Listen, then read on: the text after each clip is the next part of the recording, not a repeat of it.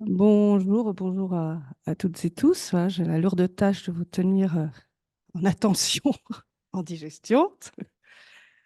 Merci à Jérôme et Isabelle de m'avoir invité à participer à ces journées passionnantes.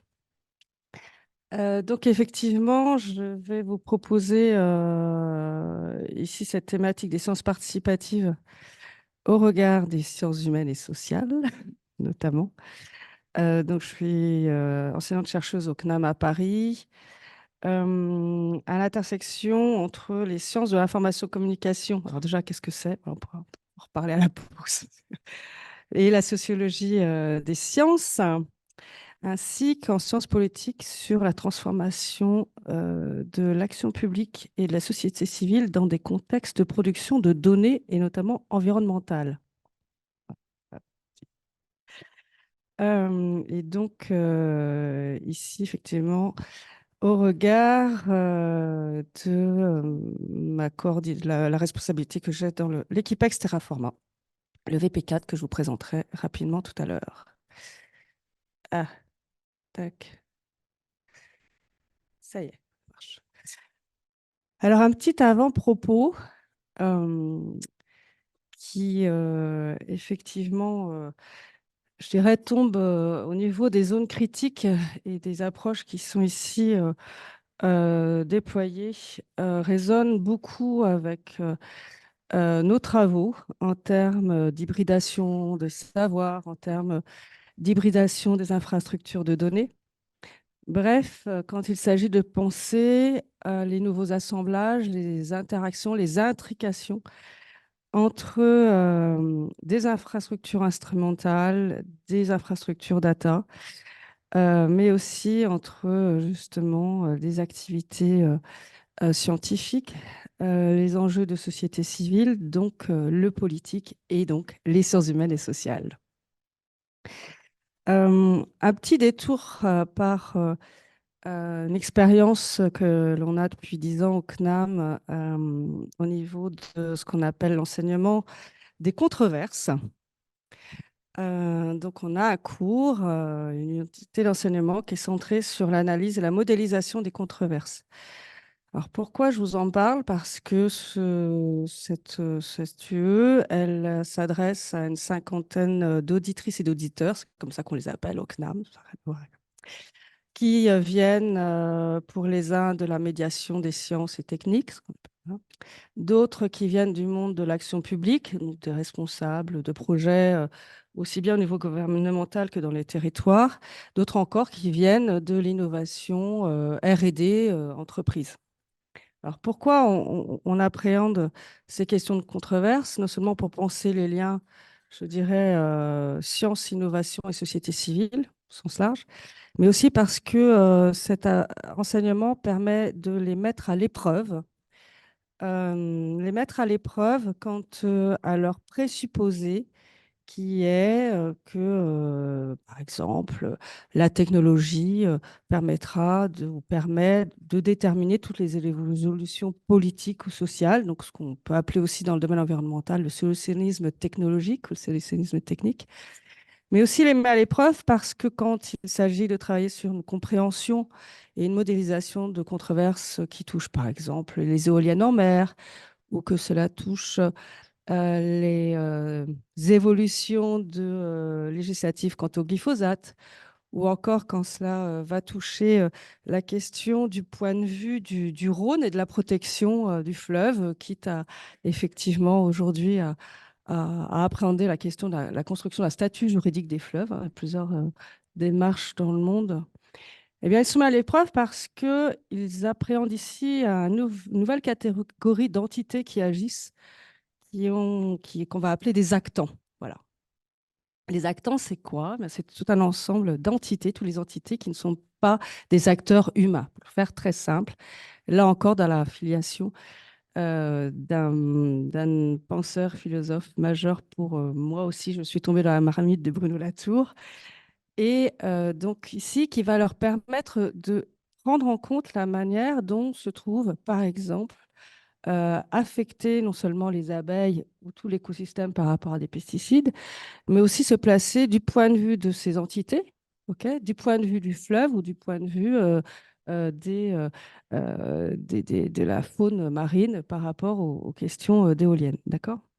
Donc, se mettre à la place des actants non humains qui va permettre justement de revoir la manière dont ils envisagent les controverses, les rapports de force et les débats qui se développent dans la société. OK?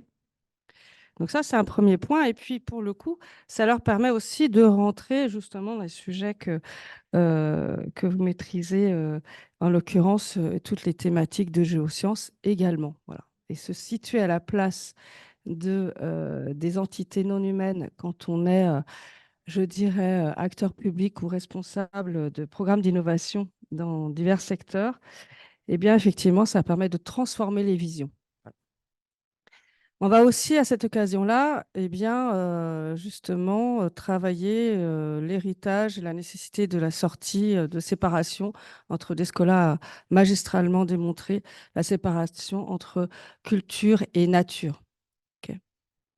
C'est encore penser justement l'habilité de la Terre au travers de ces diverses épreuves et des rapports de force, de la nécessité de transformation de nos pensées héritées, de nos actions, de nos scripts d'action même, et de décisions qui vont être ainsi travaillées. Voilà.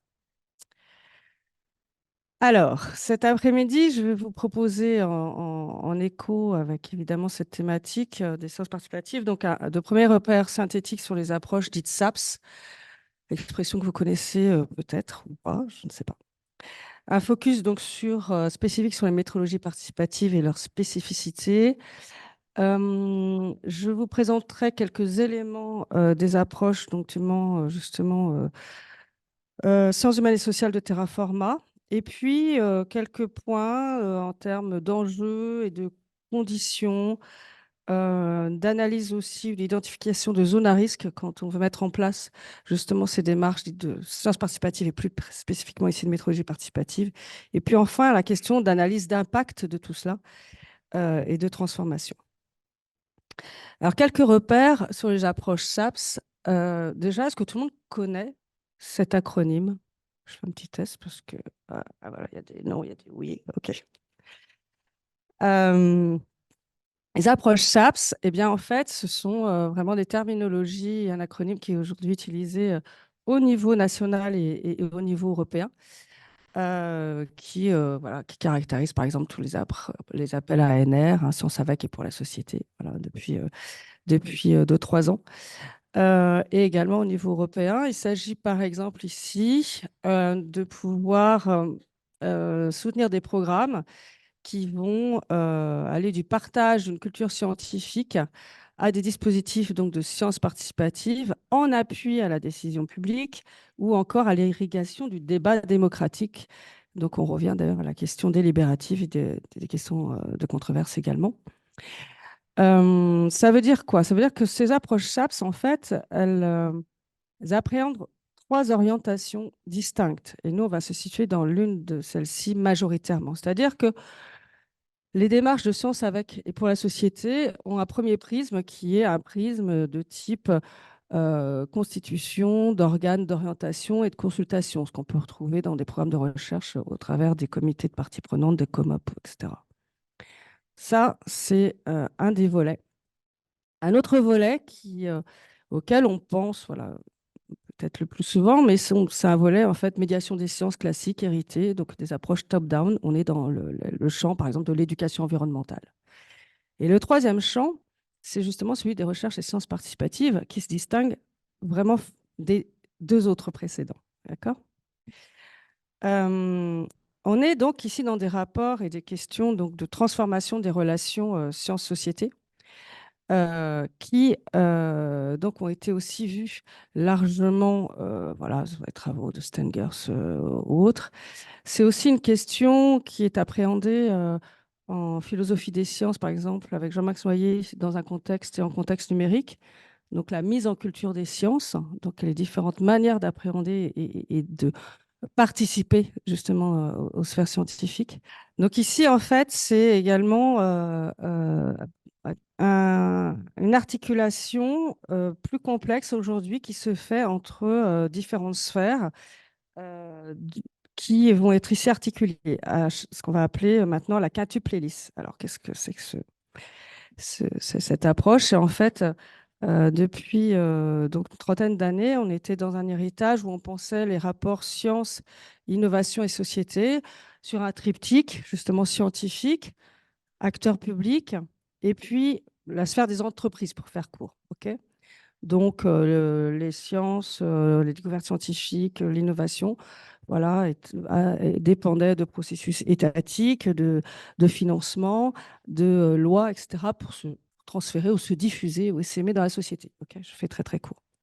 Et puis, on a rajouté un quatrième groupe, je dirais une quatrième sphère, qui est celle justement de la société civile, au regard justement des impacts, au regard des débats qui peuvent s'y associer.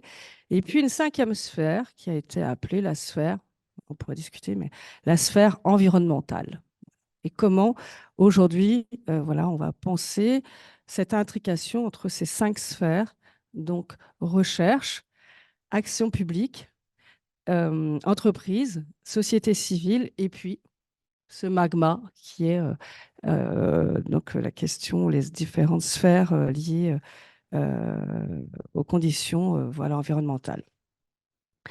Alors, au niveau des sciences participatives, on a donc différents enjeux qui ont pu être proposés de manière simple. On y reviendra. Donc, un enjeu de production des connaissances, euh, un enjeu d'accroissement de la culture scientifique qui en découlerait. Donc, ce n'est pas le premier enjeu. Donc, ça change la perspective que je disais tout à l'heure d'éducation environnementale. Et puis cet enjeu également donc, de concernement, d'implication des publics justement dans les débats associés à cela. Donc au niveau international, vous retrouvez d'ailleurs un acronyme qui est plutôt qui est utilisé ou une terminologie de citizen science. Vous le retrouvez utilisé, bon, voilà, par exemple, les programmes massifs de la NASA qui sont ici développés pour l'aide à la reconnaissance, hein, par exemple des images voilà, du cosmos et autres. Le programme européen, la plateforme européenne Citizen Science, sur laquelle vous allez retrouver des centaines de programmes divers et variés. Et puis, donc, tout cela va se traduire en France plutôt par un choix de terminologie qui est celui des sciences participatives. Vous pouvez retrouver le terme science citoyenne, mais là aussi, voilà, il y a quelques débats internes, mais le statut de citoyen, la traduction de citizen science par science citoyenne en France, d'un point de vue sémantique, non, voilà, n'embarque pas véritablement la même, je dirais, implication, une connotation beaucoup plus politique en fait. Voilà. Donc vous avez diverses acronymes et expressions pour cela, sciences contributives, sciences communautaires, on y reviendra, ou encore donc, ce qu'on va retrouver aussi en termes de crowdsourcing, donc production de données par la foule, hein, littéralement, et puis nos variations, métrologie, monitoring participatif, tout cela dans le cadre de configurations spécifiques sur laquelle je vais revenir. Donc des caractéristiques communes à tout cela. Donc on a vu tout à l'heure ce matin avec Fabrice et Jules, effectivement, une définition voilà, tirée des chartes des sciences et recherches participatives. Alors ce qui nous intéresse ici, c'est l'aspect implication active et délibérée, notamment on va dire, de non-experts du domaine académique dans ces démarches. Il y a un deuxième point qui est fondamental, c'est penser justement l'hybridation. L'hybridation, non seulement en termes de discipline, alors là, on est dans un enjeu avec le programme Oscar d'interdisciplinarité en géosciences, mais l'hybridation des disciplines, effectivement, sciences humaines et sociales, sciences environnementales, sciences de l'ingénieur, etc. Hybridation donc des parties prenantes et de facto, pardon, hybridation des rationalités. Donc des motifs, des intérêts, des visions, des stratégies de ces parties prenantes. OK. Donc les sphères de rationalité.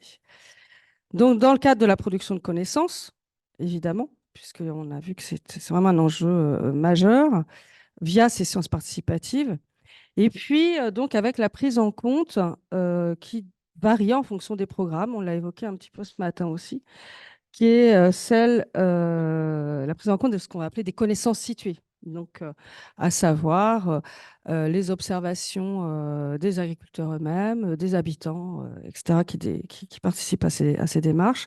Ce qu'on appelle aussi des savoirs expérientiels ou des savoirs vernaculaires, donc ce qui nous permettent de penser aussi l'historicité. On l'a évoqué également avec Romain ce matin.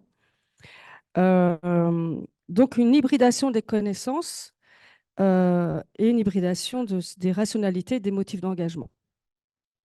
On a vu aussi sur la charte européenne et l'approche de l'EXA différents principes. Mais ces principes ici, je ne vais pas les redétailler, on en a parlé ce matin, mais ce qui nous intéresse, c'est notamment de voir comment on va évaluer l'atteinte de ces objectifs. Comment des dispositifs de sciences participatives, effectivement, vont pouvoir générer de nouvelles connaissances. Comment elles peuvent, dans certains cas, éclairer des décisions publiques. On va poser ici le rapport à l'acteur public également, avec des conditions en termes d'open data, en termes de fair data et autres. Donc, les impacts, justement, sociopolitiques et environnementaux qui vont être liés à ça. Un autre point qui est important de souligner, c'est la diversité des champs disciplinaires qui aujourd'hui mobilisent les sciences et recherches participatives à travers le monde. Là, vous avez un article de 2021, donc une analyse scientométrique, où on va voir que ces dispositifs et ces approches traversent absolument aujourd'hui tous les milieux. Alors, si au niveau d'un point de vue historique, pour faire très très court, le champ de la biodiversité, notamment, a été investi majoritairement et très fortement ces domaines. Mais c'est aussi le domaine de la santé, on pourrait y revenir, avec des configurations particulières. Et puis aujourd'hui, donc, tout ce qui va être associé également voilà, à une diversité de thématiques. Un autre point, c'est la croissance exponentielle des publications scientifiques. On a souvent cette question des chercheurs sur, évidemment, conditions, viabilité, fiabilité, je dirais, des données obtenues. Mais effectivement, on a de plus en plus de recherches sur les 15 dernières années. Et ici, c'est une analyse au Scopus. Et en l'occurrence, avec un champ où on voit apparaître un cluster donc, de ces publications dans le domaine de la santé, justement, les sciences environnementales, les approches géographiques, et puis ce qui va relever justement des politiques publiques, donc des sciences politiques également, donc qui va être ici un quatrième cluster. On a aussi un autre phénomène d'ailleurs qui émerge, c'est la publication voilà, conjointe avec une participation d'une manière ou d'une autre voilà, des collectifs et des bénévoles à la rédaction de certaines publications. Alors, encore différentes façons de les appréhender. Donc, on a des participations qui sont centrées sur la production de données et des pratiques contributives diverses. On en a vu ce matin divers cas. On a des participations qui peuvent être aussi centrées sur la co-conception des instruments, l'exploitation, la diffusion, la médiation des données. On verra par exemple dans le cadre de prototypage, par exemple avec des Fab Labs. On a des approches qui sont centrées sur la résolution de problèmes spécifiques, donc ce qu'on va appeler les recherches communautaires. Problème spécifique, ça veut dire que là, on va partir d'une demande sociale. Là, ce sont plutôt des collectifs qui vont faire appel à des chercheurs pour résoudre une problématique X ou Y. OK. Et puis, on a des configurations où effectivement, on est dans la coélaboration du problème et des méthodes. Et tout cela varie en fonction des approches. Je reviendrai sur cette classification. Une diversité d'exemples, alors en contexte numérique ou non, moi je suis plutôt centrée sur les contextes numériques, mais pour vous donner voilà, des exemples de cette variété, le HESP réalise, le École de santé publique à Rennes, un programme par exemple de recherche participative sur la sclérose en plaques, qui est plutôt une recherche communautaire, puisqu'ici, c'est une demande sociale, par exemple, des patients atteints de sclérose en plaques, et qui vont solliciter des chercheurs pour analyser les impacts de cette maladie sur leur parcours professionnel. OK. Là, on est vraiment sur une démarche particulière. D'autres collègues qu'on connaît très bien, donc ici aussi avec le muséum, donc c'est le programme Lichen Go où là on va utiliser les lichens comme indicateur et élément d'évaluation de la qualité de l'air, notamment à Paris avec notre collègue Laure Turcati, aussi qui va travailler avec des bénévoles et volontaires sur le recueil donc, de lichens. Et donc là, la participation va être au niveau du recueil des lichens. Ensuite, il y a une analyse faite en laboratoire, etc., auquel elle ne participe pas. Et après, il y a interprétation et discussion avec les chercheurs. Une autre démarche, encore dans le domaine environnemental, on va en voir plusieurs. Hein. Quelle est l'influence du climat urbain rennais sur les araignées? Donc là, ce sont des collègues ici qui vont, par exemple, mobiliser des écoles ici ou d'autres collectifs ou associations pour le recueil et le comptage des espèces. Ok. Ces données vont être ensuite intégrées dans l'Observatoire de l'environnement de la métropole. Et encore un autre exemple, alors un peu plus numérique, qui est celui de Marbec, qui là va mobiliser des volontaires en plongée. Et on va ici avoir un travail qui va être effectué sur les photographies donc, de gorgones et leur transformation face au changement climatique. Donc là, on va mobiliser du deep learning justement pour faire de l'analyse de ces photographies. Alors, voilà, paysage un peu global de ces approches sur les métrologies participatives et leurs spécificités. Alors, ce terme, il a été effectivement, voilà, il est fortement mobilisé aujourd'hui dans cette famille spécifique hein, de sciences participatives parce que, voilà, on a affaire à une approche qui va mobiliser donc justement des instruments métrologiques et qui va mobiliser donc aussi d'autres dimensions extrêmement, voilà, qui ont fait un peu rupture, c'est la mobilisation d'instruments connectés, l'Internet des objets, des capteurs connectés, des smartphones et autres. Ok. Donc ce couplage entre, je dirais, des dispositifs connectés, la miniaturisation aussi hein, évidemment importante de ces dispositifs, l'approche low-tech qui a permis aussi l'essor de ces approches, qui est au cœur aussi de ces démarches. Des programmes assez, voilà, quelques exemples encore de programmes qui se réalisent en Europe. Le programme GROW ici, c'est avec donc tout voilà, un réseau d'agriculteurs et de producteurs de plantes. Donc c'est un programme qui a été financé par l'Europe, hein, l'Union européenne, et qui a permis de pouvoir mesurer l'humidité des sols avec 20 500 participants. Donc, vous voyez là au niveau de l'étendue temporelle et spatiale de cette analyse, évidemment extrêmement forte. Une autre, donc il y avait ici des capteurs, des applications smartphones et aussi une complétion des données satellitaires.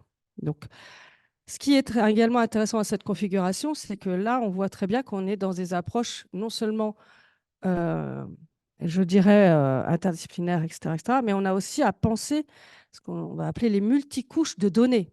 Ce que Benjamin Bratton à appeler le stack, c'est les multicouches de données qui vont des analyses satellitaires jusque, je dirais, les microcapteurs ou les micro-observations et micro-mesures.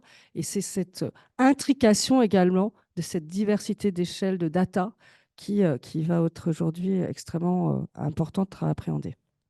Autre exemple, en Allemagne, c'est un papier qui vient d'être publié.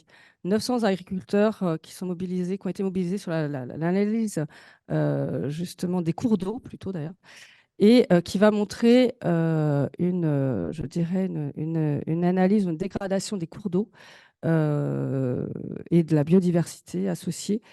Donc, mobilisant 900 agriculteurs avec voilà, un cofinancement du gouvernement allemand et des décisions, donc là, un lien avec les décisions publiques qui est aussi faite directement. Donc, ces couplages métrologie donc participative, donc capteurs, Internet des objets, bases de données, différentes interfaces d'exploitation, et notamment ici avec la qualité de l'air, avec ça c'est des réseaux européens par exemple hein, sur lesquels je suis impliquée, donc c'est Sensor Community.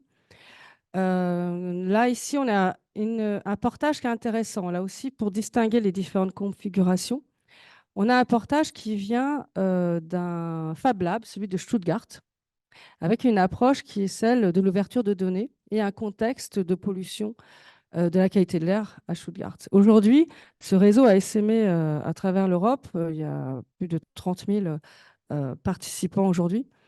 Et des données de qualité de l'air, là on est sur l'analyse de particules fines, qui ont monté, je dirais, en fiabilité. On va ici mobiliser des capteurs, l'exemple de capteurs, de microcapteurs utilisés. On est sur des démarches aussi d'ouverture et de documentarisation ouverte, hein, de ces approches. On a également un autre phénomène qui est extrêmement intéressant, c'est la fiabilisation de ces données qui viennent compléter les mesures des agences régionales d'analyse de la qualité de l'air, par exemple en France, les ASCA. Ok. Aux Pays-Bas, le gouvernement des Pays-Bas a hybridé, ou en tout cas utilise et met en regard et les diffuse les données, on va dire, voilà, institutionnelles classiques avec les données justement qui viennent de ces microcapteurs. D'autres démarches, des portages différents. Ici, l'IRSN, donc c'est la démarche Open Radiation, qui a été mise en œuvre donc après l'accident de Fukushima et qui va donc ici mobiliser aussi une démarche de métrologie participative avec différents types de capteurs, voilà, et avec donc des mesures au sol notamment qui vont être ici faites de la radioactivité. D'autres programmes sur lesquels je suis investie aussi par ailleurs, donc des programmes qui mobilisent des applications, donc smartphone, on en a aujourd'hui beaucoup. Ici, une application donc d'analyse, voilà, de précision et d'analyse des nitrates. Alors là, c'est intéressant de voir comment en fait la co-construction des problématiques évolue en fonction des collectifs et des types de participants. À savoir, ça peut être effectivement des agriculteurs, mais ça peut être aussi les CFA, ça peut être aussi des associations environnementales. Donc tout cela est également extrêmement dynamique.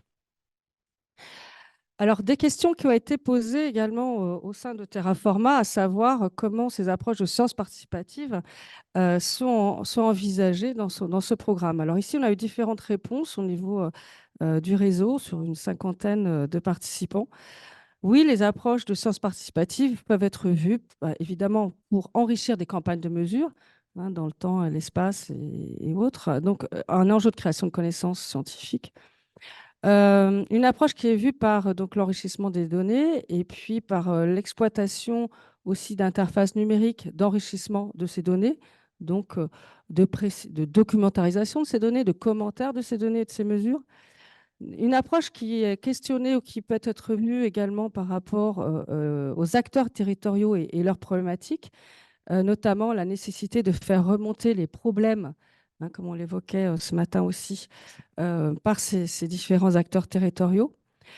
Des questionnements ou une approche qui est vue au prisme des instruments, donc puisque dans les équipes Terraforma et collaborateurs Terraforma, on a beaucoup de développeurs, donc, ils vont ici poser la question de la participation au regard d'une approche de type co-conception, co-évolution, expérimentation des instruments, donc on divers niveaux d'échelle, et puis une approche là qui est plus pour le coup un peu décalée sur le volet sciences participatives, parce que là on est sur des approches de démonstration. Et là on voit bien que pour certains, on revient à une approche top-down, plutôt éducation environnementale, etc. Un point rapide, puisqu'on parle, vous êtes des experts de métrologie. Euh, je ne sais pas si, voilà, du point de vue des sciences humaines et sociales, pour le coup, les approches métrologiques sont un sujet très ancien de sciences humaines et sociales. La question de la quantification, la question de la mesure avec des objets et des inscriptions qui sont très anciennes, puisqu'ici on a par exemple une tablette, une tablette de Sumer, voilà, sont au cœur de la construction des États, de la construction des sociétés. Okay. Donc Sumer s'est constitué notamment au travers de la description de ce qu'était le territoire, ses frontières, ses géographies, mais aussi avec un comptage par exemple, des animaux, voilà, d'une diversité d'éléments de description de ce qu'étaient les différents villages qui constituaient l'Empire sumérien. Et on a un auteur important en France qui est Alain Desrosières, qui a posé cette question de la quantification également du point de vue sociopolitique et surtout qui nous a bien rappelé comment les mesures ou la quantification au sens large, non seulement, je veux dire, renseigne l'état du monde, mais aussi le transforme et le reconfigure. Et c'est justement cette question de partage des données et aussi qui va nous engager à penser ce rapport de transformation des perceptions et donc de transformation aussi, évidemment, des décisions et des approches qui peuvent y être associées. Je passe un petit peu là-dessus. Alors, au niveau de Terraforma, quelle approche, je vais le faire très très court, on va ici développer. Donc, vous savez, Terraforma, donc on a ici tout un programme hein, qui a vocation notamment à soutenir le développement de capteurs voilà, innovants qui sont au cœur des questions d'appréhension de l'habilité de la Terre. Vous avez ici Arnaud qui est là, qui pourra répondre aussi, voire on verra demain, donc la question de certains instruments, donc avec des défis technologiques, hein, donc qui sont des défis, pour le coup, ce qu'on va appeler également, qui est un enjeu sociétal majeur et qui va avoir un lien avec les sciences participatives. Donc, on a des conditions de capteurs, je dirais, avec certaines caractéristiques, donc en termes de frugalité, en termes de low-tech, en termes de miniaturisation, etc.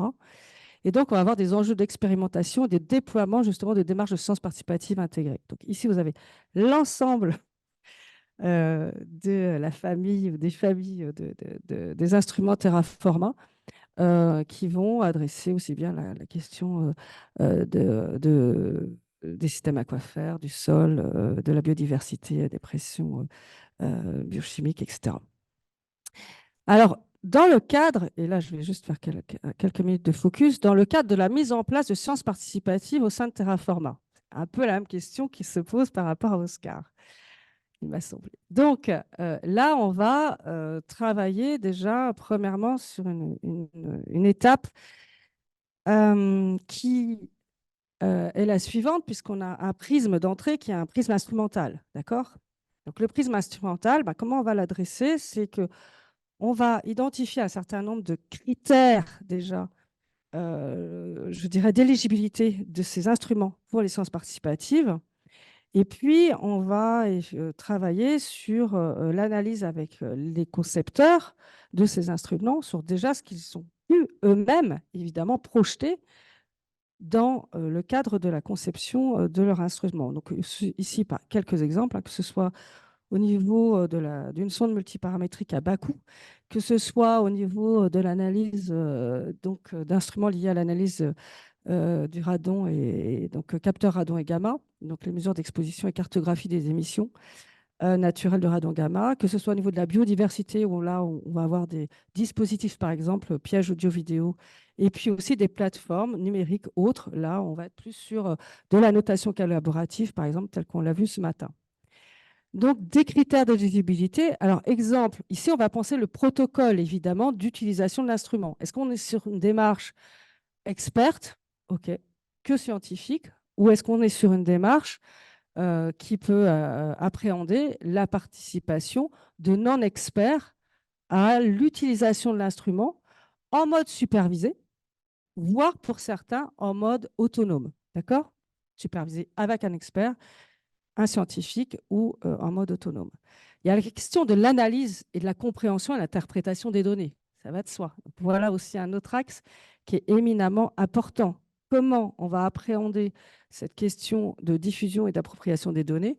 Et puis, il y a le volet conception du dispositif, je l'ai évoqué tout à l'heure, ou co-conception, voire duplication, puisqu'ici, dans l'approche Terraforma, on a un enjeu justement de diffusion de ces instruments avec des approches pour certains d'entre eux qui vont permettre la duplication et le volet bas coût, notamment via, par exemple, des tiers-lieux et des Fab Labs. Dans ce cadre-là, les objectifs du VB4 Terraforma, eh bien, donc, c'est de pouvoir instaurer justement de nouvelles conditions de coopération entre les différentes sphères et de favoriser justement ces démarches de science pour la société, mais aussi ces démarches donc, de création de connaissances pour l'action scientifique et territoriale, et puis évidemment des enjeux socio-écologiques et environnementaux associés à non seulement à la transformation des perceptions, des pratiques, des comportements et des décisions. Donc tout cela avec donc aussi des expérimentations qui vont se faire donc, sur 3 zones en France. Toujours pareil, en prenant en compte, en fonction des sujets et des problématiques, également ces questions d'hybridation des connaissances et des savoirs situés que j'évoquais. La question générale va pouvoir se poser aussi ainsi, c'est comment on va pouvoir faciliter ce parcours entre la co-définition des problèmes, des instruments, des mesures, la collecte et la diffusion des données, jusqu'à une phase d'analyse, de partage et de réflexivité. Alors, on a une démarche ici qui va s'appuyer sur la formation de ce qu'on va appeler, par exemple, des communautés territoriales dans Terraforma, qui vont être appliquées dans les sciences participatives. Le terme communauté n'est pas anodin, parce qu'ici, ça fait écho avec certains éléments qu'on a vus ce matin, on va penser ces communautés au travers, par exemple, de la notion de communauté d'apprentissage ou de communauté d'entraide. Ce qu'on a vu en ligne avec Romain tout à l'heure, c'est typiquement ça. C'est-à-dire qu'ici, on va travailler non seulement sur la création de compétences, de pratiques, de connaissances, etc. Et puis, on va travailler justement sur ce volet communauté d'entraide. C'est aussi un enjeu de création, ce qu'on va appeler de commun de la connaissance. On va retrouver la même. Des sphères d'engagement qui peuvent être diverses, donc évidemment qui vont aller sur ces questions de métrologie et utilisation de ces instruments, l'enrichissement des données, et puis donc ce co-développement. Je passe un petit peu également sur ce volet Fab Lab. Un ensemble d'enjeux ici qui sont vus également du point de vue de la communauté Terraforma, c'est l'intérêt des sciences participatives. Donc là, on retrouve tout un ensemble d'objectifs et d'impacts qu'on a pu envisager déjà. Donc, en termes d'encapacitation, en termes de transparence, en termes d'enrichissement des connaissances, on l'a déjà vu, mais aussi des points d'attention. Alors, ce sont des points d'attention qui sont souvent discutés, par exemple, sur la question de fiabilisation des protocoles, sur la question de risque de données biaisées. Donc, toute cette analyse de risque qui va être prise en compte. La question aussi du temps, la mise en œuvre des sciences participatives, oui, ça prend du temps. Donc, la question du dimensionnement humain, la question de l'animation de ces communautés, de l'accompagnement, donc qui sont évidemment des points d'intention majeurs.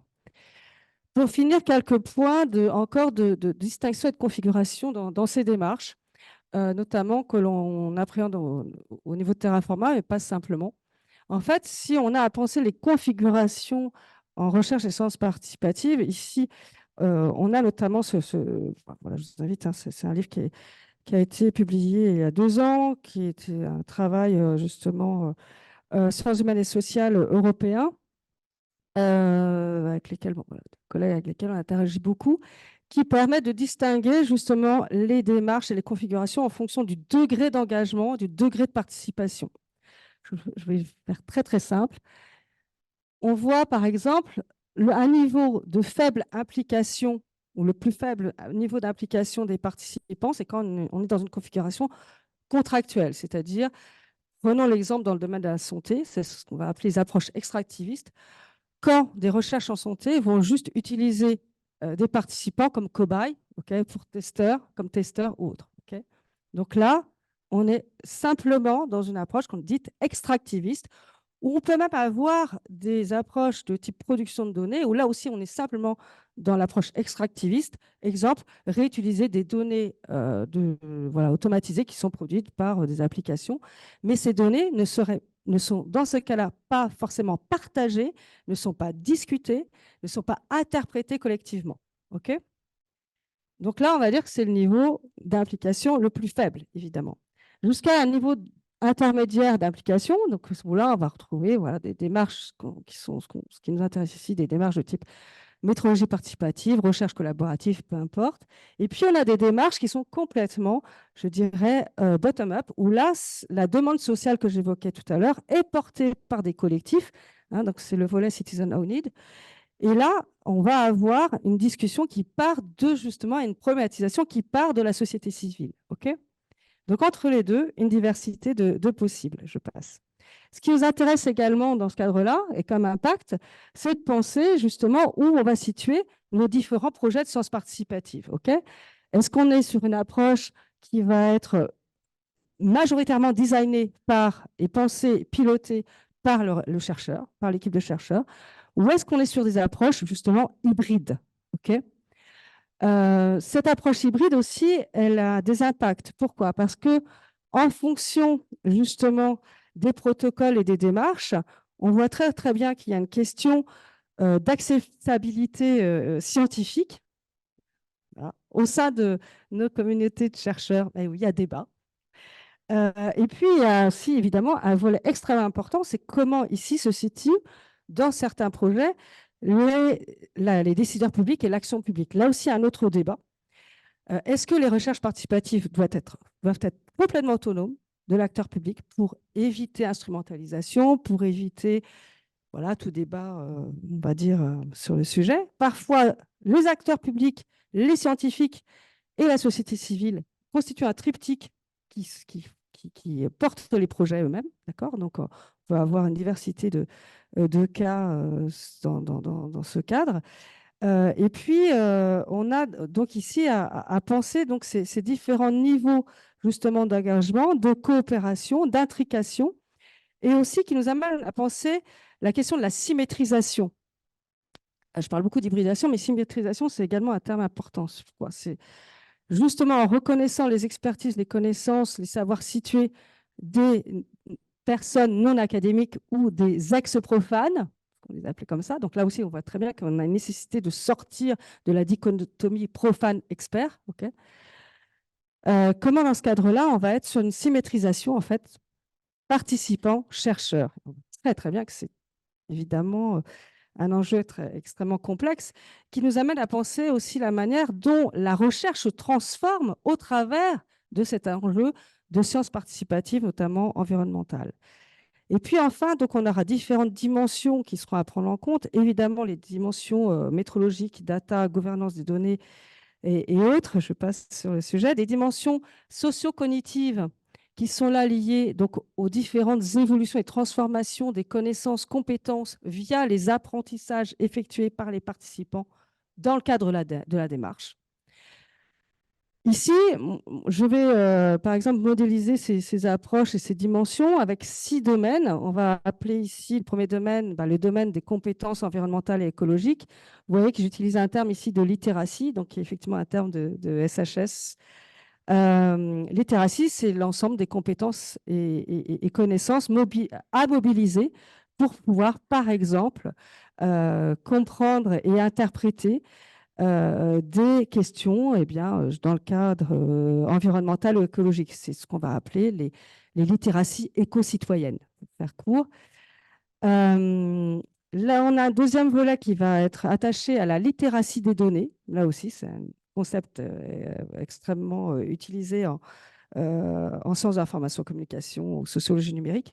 Donc, littératie des données, c'est la capacité à pouvoir interpréter, mobiliser, exploiter, transformer des données de manière correcte. Dans une démarche de métrologie participative encore, on va avoir des questions évidemment technico-métrologiques, savoir utiliser et mobiliser un protocole instrumental de manière correcte et efficiente, etc., etc. On va travailler encore sur des domaines de communication, de collaboration, des domaines aussi d'appréhension de transformation, de data visualisation, de cartographie et autres. Et puis, ce dernier volet en haut, c'est les littératies pour l'action, qui est éminemment important, puisqu'en fait, ici, c'est l'enjeu de transformation comportementale, individuelle ou collective. On pourrait aussi parler des littératies pour l'action au niveau des décideurs publics, d'ailleurs. Voilà, je passe, et je vais à la conclusion, je te jure. Donc, au sein de Terraforma et ailleurs, on va étudier les impacts de ces démarches, puisque c'est quand même l'enjeu. Et l'impact de ces démarches, on va le faire au niveau scientifique, évidemment, pour la création de connaissances. On va le faire au niveau de la transformation des pratiques, de l'usage des capteurs, etc. On va le faire au niveau sociologique et communicationnel. On va, par exemple, s'intéresser à ce qu'on appelle les leviers d'intéressement ou de concernement pourquoi et pour quel motif chacun des participants et quel profil de participants justement se trouve embarqué ici. C'est extrêmement important d'appréhender ça. Ça va être une des conditions évidemment de la dynamique et du positionnement de votre projet de sciences participatives. Ça va conditionner le recrutement, ça va conditionner plein de choses dans la dynamique. C'est la transformation des apprentissages, etc., que j'évoquais tout à l'heure. Et puis, le volet, évidemment, politique, ou comment, encore, ces méthodologies participatives viennent enrichir cette exigence de démocratie environnementale. Je passe. On va avoir des enjeux de traduction aussi, de communication, on va dire de traduction de ce que sont les instruments. Je prends ici l'exemple du travail d'Alexandra qui est là et qui vous présentera voilà, 5h30, je crois. Des enjeux de traduction qui sont forts puisqu'ils comprennent des instruments. Voilà, quand il s'agit de pouvoir bien comprendre quelles sont les dimensions étudiées et selon quelles conditions les 21 instruments Terraforma, plus les instruments sur étagère. Pour quelqu'un qui vient des sciences humaines et sociales, je vous assure, ça fait 1 an que voilà, je plonge complètement dans votre domaine. Je peux vous assurer que je ne maîtrise pas grand-chose encore. Voilà, très modestement. Donc voilà, on a ce travail-là à faire. Donc c'est par exemple comment expliquer à des non-experts ce que font les instruments. Ici, c'est un travail qui a été fait avec notamment Frédéric Aitouati, Alexandra, donc, au mois de décembre. Donc, je prends un instrument, tracer le paysage en surface pour faire émerger le rôle du souterrain invisible, tracer les éléments chimiques et les transformations de nos milieux, etc. etc. Et puis, Alexandra travaille justement sur, aussi via ce Gaia-graphie, donc sur la transformation des perceptions de ce qu'est un territoire.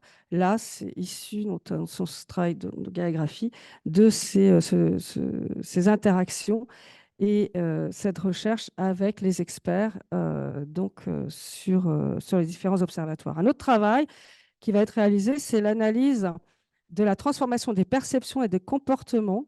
Là, c'est avec notre collègue Gladys Barragan-Jason, qui va travailler sur notamment les jeunes publics, la transformation des perceptions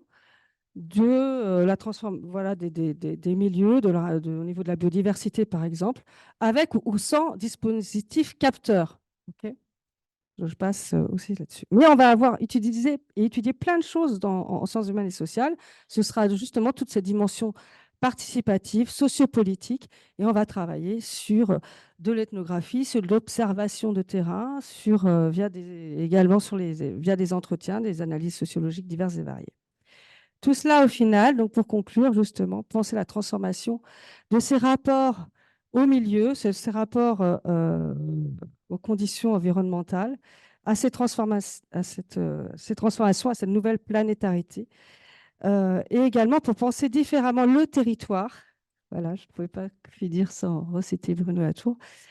Penser ces métrologies participatives avec ces différentes couches de données que j'ai indiquées tout à l'heure, ou comment les territoires, ce qui les constitue, à savoir les entités humaines et non humaines, les différents acteurs qui les traversent, les objets techniques et ce qui constitue nos sociétés, comment tout cela se trouve de plus en plus tissé de données, hein, le tissage des données associées à ces entités. Prendre en compte encore cela quant à une nouvelle appréhension de ce qu'est un territoire devient donc extrêmement important. Et dans cette filiation, je m'inscris complètement dans la nécessité de penser les territoires non pas au travers de frontières décrétées administrativement ou de manière topographique, mais bien au travers du réseau des relations qui les constituent, ou encore penser le territoire en matière de codépendance ou de dépendance vis-à-vis des différentes entités qui les constituent. Et là, effectivement, les méthodologies participatives ou les sciences participatives au sens large nous permettent de travailler ces transformations pour peut-être essayer de retrouver la sensibilité du territoire.